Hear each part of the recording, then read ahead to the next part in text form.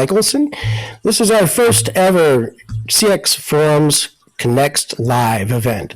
We're trying a new format, and that is with about 15 minutes of chats, followed by about 40 minutes of networking. Everyone here is here will be able to network for about 20, 30 minutes after the event. We may have 2 rounds of those so that everyone has a chance to meet each other. With all that said, let's get started.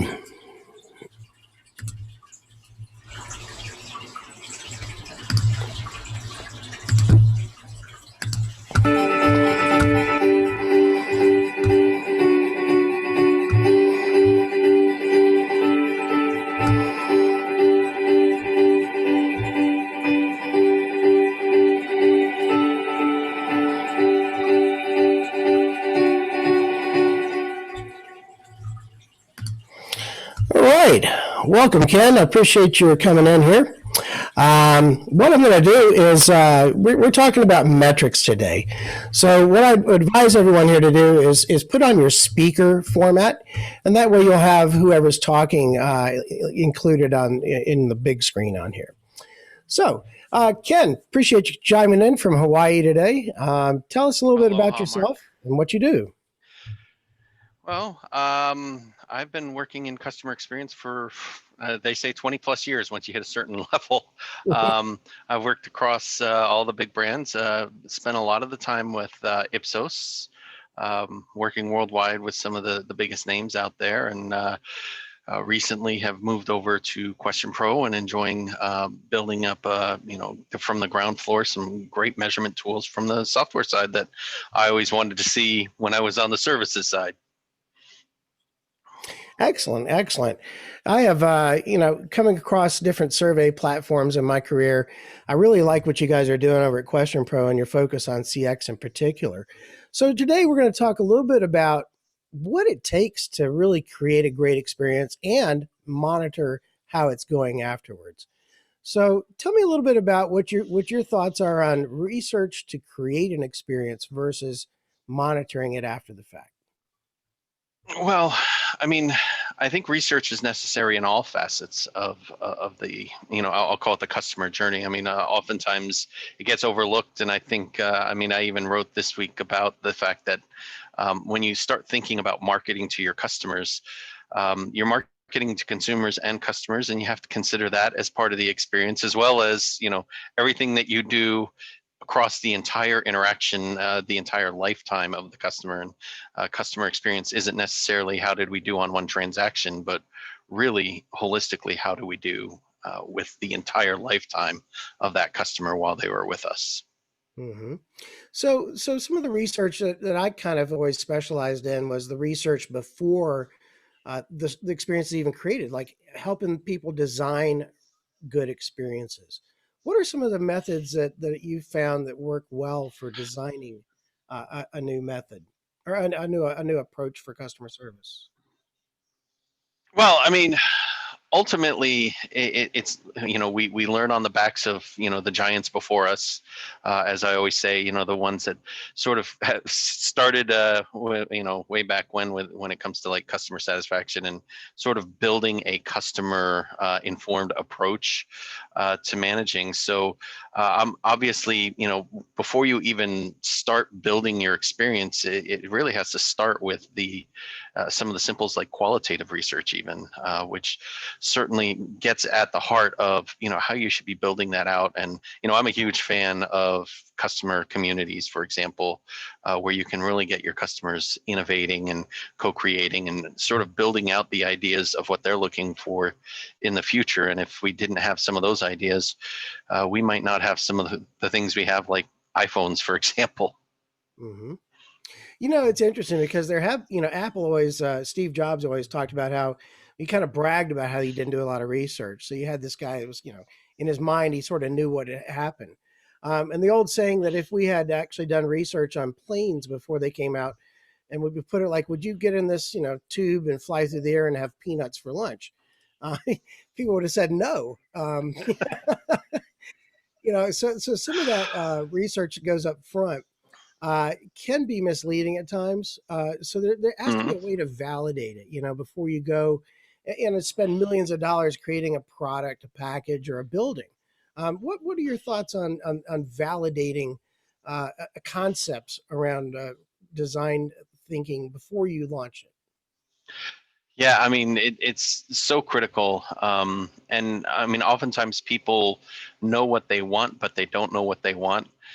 So most people want everything just for free, and they want it to do everything.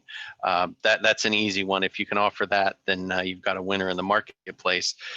But certainly jumping into, I mean, obviously pricing research is so critical to everything. I mean, if you can produce the best thing in the world. I mean, it doesn't matter what it is, the best car, the best phone, the best computer, whatever it is. If you recently discounted their, I think it was their 84-inch 8K TV down to $54,000 from $59,000. I'm not quite in the market at that price yet, but when it drops below 1,000, I might be. So, you have to validate it through those kinds of research, pricing research, but also, some of those things like conjoint, where you actually get into some of the features, the trade-offs that people are willing to make. And I think we see that. I mean, mobile phones is another great example again of, hey, we're not going to release all the features in 1 year. We're going to release some features, release it at a price that people may or may not be able to afford, and then move to the next iteration when they can upgrade. Excellent. So let's talk about the after the experience metrics. There's a lot of initials and acronyms out there, and yeah, coming into the experience business, maybe people don't understand there are other metrics than NPS. Tell me what they are and what your experience is with them. Well, I mean, there's certainly, I mean, obviously NPS, I one time mentioned it in a conversation with a prospective client, and they said, what is NPS? And by the way, it's Net Promoter Score. And so sometimes we get caught up in our acronyms, you're right, but there are things like customer satisfaction questions. There are likelihood to recommend questions. There's obviously what we call customer effort score, and then the net promoter score. Usually those round out the most used ones. I know there's a poll, so if hopefully everyone's taking part in that poll down below, that Well, let's try it here. I'll I got shout to out to launch it. Mark. Yeah, I got to launch it. So here's a poll for everyone. If you will, here, just choose your favorite metric here for CX. If you have one that you use, just choose it, and then let's see how we go. Go ahead and take your voting. Voting is going to close down here shortly. Have any votes coming in? Does anyone see it? Can you guys see the poll? There we go. We got one answer. There we go. A couple of them coming in here. So while you guys are filling in what your favorite metrics are here, one of the things that I've noticed about metrics in general is they tend to be monitoring a transaction or after this has happened. So it's kind of like looking in the rear view mirror. And what do you guys do to make sure that people get the metrics in time to do something about it? Well, I think that's one of those great things where technology has come into play that's really accelerated this. I remember back in 19 I'm dating myself here. 1998, we pushed out an online reporting platform for customer satisfaction measurement, and it was pushing out results every 6 hours, which at the time was pretty fast. Given prior to that, sometimes results were going out 2 weeks, 3 weeks after we've collected data over the span of a month. Instead, we were pushing out results more real time. And I think that's one of those critical elements, is getting that information quickly so you can respond to it. I always say the second one is closed loop feedback, because then you can respond and actually create a conversation. But I think moving forward, we need to be able to predict, make predictions on what those scores are. And we're certainly getting to a space now where the insights from the information we already have about customers will be able to, say, for example, predict an NPS score for a customer. So you could actually intervene. And so at Question Pro, we're actually using something called NPS Plus, where it predicts their churn likelihood based on how they're answering the question, so you can quickly respond to things. And I think as we move forward, I mean, there's a lot of artificial intelligence, machine learning that's really pushing that forward. And I'm really looking forward to that next evolution where, hey, before Mark has even returned his rental car, I know I need to meet him and say, we're sorry about the experience you had. It's interesting. It's almost scary, some of the AI tools that are out there. I usually can tell when I'm chatting with a bot, Yeah. but the predictive stuff that comes down that sort of identifies who I am and what my issues might be.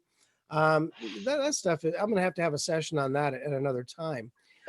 But I'm kind of curious within the idea of, let's say someone gives you a bad CES score. Okay, so they call the Mhm. call center or something, and then they got a bad customer effort score. What do you do about it? How does a client take that information? What do they do? I think there's two tiers. Remember that the client is the client or the customer is an individual. So you have to respond to that individual first. Especially nowadays, there's an infamous FedEx driver throwing a package over a fence because they couldn't get in or something like that. And that's the last thing you want is one of those bad experiences to go viral like that. And I know we shouldn't use the word viral in days like this, but when you have a bad experience that hits the public eye like that, I mean, you don't want that. So respond to the customer as an individual, but also take all the feedback where you're getting negative information and really try to understand that root cause, because oftentimes it's not isolated. I mean, I used to, one of the retailers we used to work with, for years, every time a negative response would come in, they'd say it's an isolated incident. It's an isolated incident. So we were tagging those so-called isolated incidents, and we started to analyze them after about 6 months, and none of them were isolated. They all had to do with the same three characteristics, which ultimately we identified as an improvement process, which was there they were told something was in stock. They showed up. It was told by the employee it was out of stock, and then when they called again, they were told it was in stock, and rinse and repeat. And that kept happening and happening, and it just turned out the employees didn't know where to access the inventory, mostly because it was stuffed away because it was high value inventory. So it became it became a process that employees just assumed it was out of stock because it wasn't on the shelf, and it created a problem. So even isolated incidents usually have a deeper cause behind them. Hmm. Yeah, I found that a lot of times, without having some kind of open-ended, why did you give that score Yeah. after you have a metric, it kind of, it leaves you guessing. Yeah, and I think that was one of the things. I mean, I remember when NPS rolled out, and I was with a company who was, shall I say, very anti-NPS at the time, and they railed against it. You can't simplify it. You can't do driver analysis, and you can't really fix the customer problems that way. And ultimately, all of those responses to NPS were right, and they were all wrong. NPS provides a certain simplicity that makes it easy to understand, makes people look at it and go, I know what I'm moving. There's 3 buckets. I can move people into these 3 buckets. I know how the score is computed. I know how to move it. The flip side of it, back then, you'd ask for an open end, but we didn't have the tools to analyze the open ends. And as the tools have evolved to analyze the open ends, I'd say we're only slightly better. So as a result, people started adding more questions back into their surveys and saying, okay, well, give me ratings on 20 attributes. And it's one of the things where we sort of put a root cause question in there. We don't want to know your ratings on everything. Just tell us, from these categories of 10 things, tell us which one was the most important. So you have a quick hit with a root cause, but still get that open end to get the flavor. So it's like where you are, why you're there, and how we can fix it. And it's sort of a 3-step.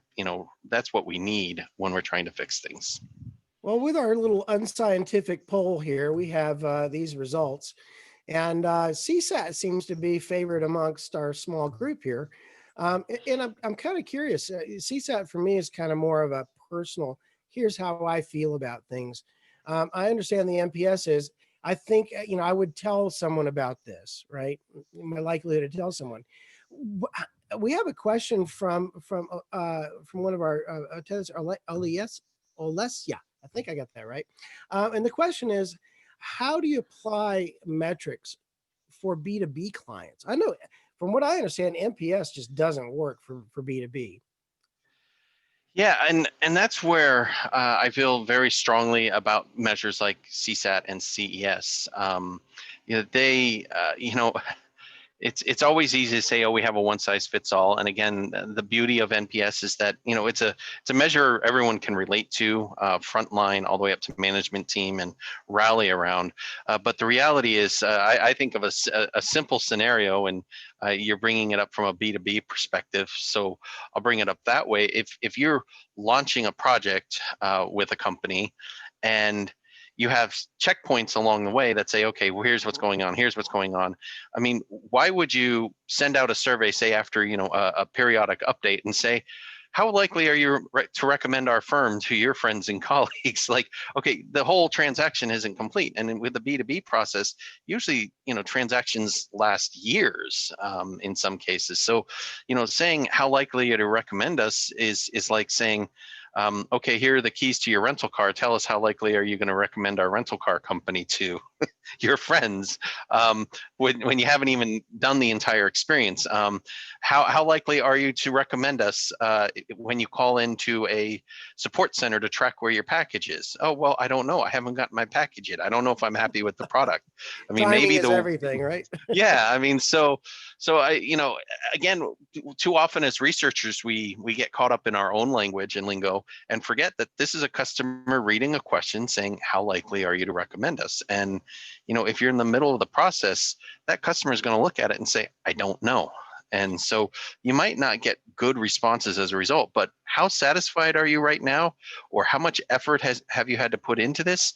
I think they'll relate to that more along, especially in a B2B sense. It's more relatable because you understand where you are in the process and how you feel about it up to that point. Mm-hmm.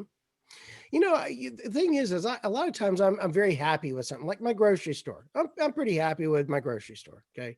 And, I can give them a high score on everything pretty much. Mhm.